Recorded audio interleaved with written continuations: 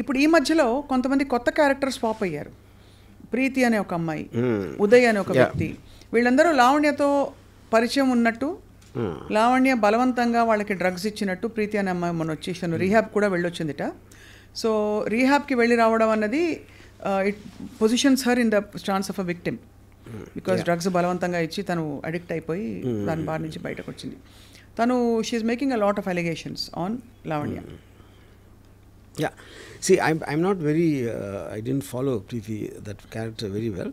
But ఇక్కడ point బలవంతంగా ఇవ్వటం అంటే, ఇప్పుడు చాలాసార్లు మనం కూర్చుని అసలు డ్రింక్ ఎరా పర్లేదురా అని ఒక పియర్ ప్రెషర్ తేయటానికి, లేకపోతే కట్టేసి గొంతు ఏంటది నోరు తెరిపించేసి లోపలికి కూర్చో అంటే I don't know the nature of what it means బలవంతంగా ఇవ్వటం అనేది. నోట్లో పెట్టేశారు. అది అమ్మాయి అలా ఎలిగేషన్ చేసిందా లేదా నాకు తెలియదు, ఎవరు ప్రీతి అనే అమ్మాయి చేసి కాదు. బలవంతంగా ఎటువంటి ఆ ప్రాసెస్ ఏంటి? బలవంతం అంటే నోరు తెరు ఒకసారి అని చెప్పి పెట్టాడు. చెప్పిందా? ఓకే. సో అప్పుడు ఈ అమ్మాయి పాయింట్ ఆఫ్ వ్యూలో నేను ఒక్కడిని ఎందుకు ఆనందం పొందాలి, అందరూ పొందాలి అని ఒక ఉదార స్వభావం ఉండొచ్చు, స్వభావం అవ్వచ్చు. లేదా అంటే ఐ థింక్ దట్స్ వెరీ ఒక అంటే వాళ్ళిద్దరికీ ఉన్న రిలేషన్షిప్, వాళ్ళిద్దరికీ ఉన్న ఎంత క్లోజ్ అనే దాని మీద ఉంటుంది. And I think it is irrelevant to the point. Irrelevant అంటే ఇక్కడ ఏమవుతుందంటే ఆ అమ్మాయికి డ్రగ్స్తో నేపథ్యం సంబంధం ఉంది, ఆ అమ్మాయికి ఇలాంటి క్రిమినల్ ఇది ఉంది అని ఎస్టాబ్లిష్ చేసే ప్రయత్నాలు ఒకవైపు సడన్గా కొత్త క్యారెక్టర్ రావడం.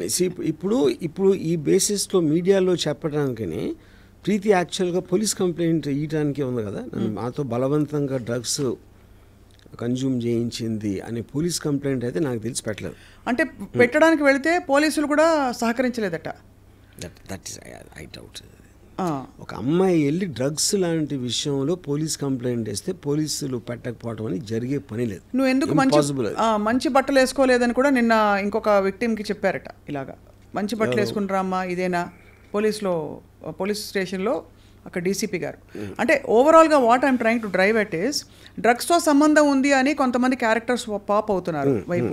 శేఖర్ భాషా కూడా ఇలాంటి వ్యక్తులతో మొన్న ఐ డ్రీమ్ స్టూడియోస్కే వచ్చారు, ఇంకా పలు స్టూడియోస్ కూడా వెళ్ళారు. వెళ్తే వీళ్ళ పాత బాయ్ ఫ్రెండ్స్ ఎవరెవరితో వీళ్ళ మదర్స్కి వీళ్ళ ఫ్యామిలీస్కి లింకులు ఉన్నాయని చెప్పి లావణ్య మరొక వైపు ఒక కొత్త ట్రాక్ ఆఫ్ ఎవిడెన్సెస్ ట్రైల్ మొదలుపెట్టారు.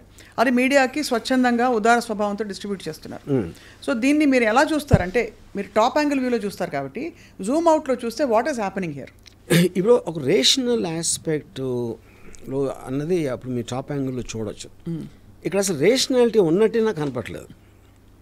నాకు ఒక విధంగా చూస్తే ఇప్పుడు అమ్మాయి ఆడియో రికార్డింగ్స్, అమ్మాయి యూజ్ చేసే లాంగ్వేజ్ అది చూస్తే అసలు ఇలాంటి అమ్మాయితో ఎవరన్నా అన్ని సంవత్సరాలు ఉండగలిగాడంటే అక్కడ కూడా ఇది ఇష్యూ ఉంది, ఒక some kind of psychological deficiency అన్నంత ఫీలింగ్ వచ్చింది నాకు. అంటే రాష్ట్రం కూడా చాలా ఉండొచ్చు. అదే అంటున్నా, that I don't want be judgemental about that.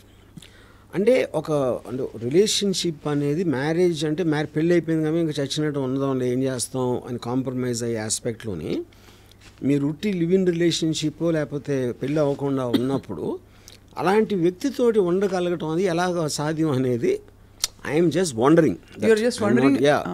I'm wondering allowed అంతే.